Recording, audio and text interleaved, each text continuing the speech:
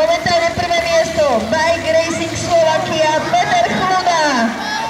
Druhé miesto 117 Diana Komara. Na tretie miesto sa dostáva Adam Škulec.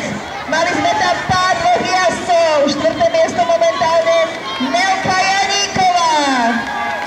Na piatom mieste máme Olivera Maníka. Na šiestom mieste momentálne sa udržuje Martin Varcula a chlapci po páde Adam Susedík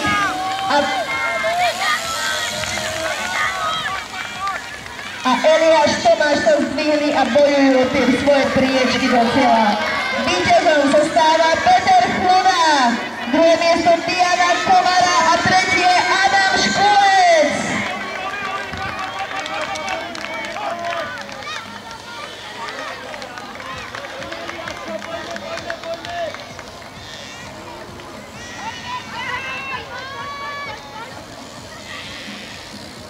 Prejdeme na kategóriu 7-8 ročných.